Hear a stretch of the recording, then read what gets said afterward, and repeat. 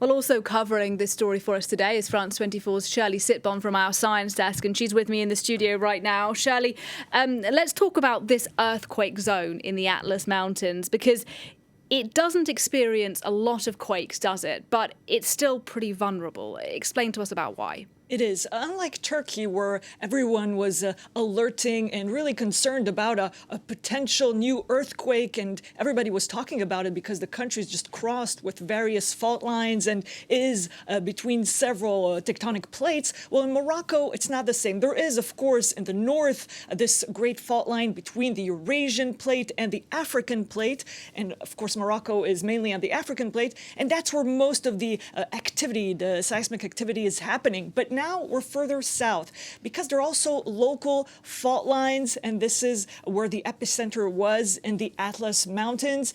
It's not deep in the ground, actually, only 10 to 15 kilometers deep, and that's why it was so powerful. But it's very rare, and that is one of the reasons for which it's so dramatic, because the populations are not used to it, because there aren't that many tremors in that area. And Shirli, in terms of the response, as we were hearing there from our guest, international aid is on its way, but local organisations are obviously working extremely hard as well.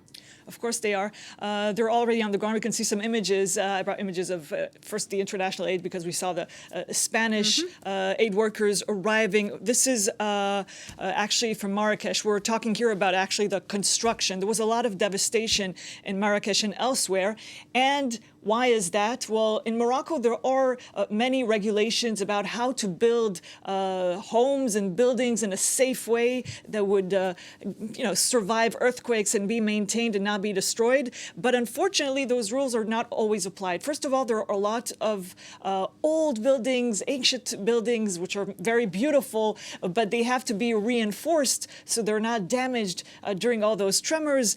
And also, well, sometimes people build their own homes, and they not always know the rules. Now, these images are also from Marrakesh a few years back, when the old city was restored. And there is some criticism saying, well, they should have also strengthened this area so there wouldn't be that much devastation today. It cost a lot of money, and some of these areas are now seriously damaged. There needs to be maybe a national plan. Some experts say that, for example, people build their own homes in these remote villages.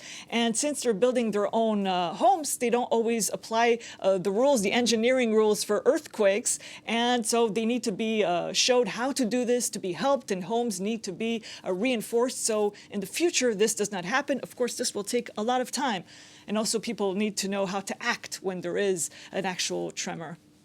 All right, really important reporting. Thanks very much indeed for that update. Shirli Sitbon.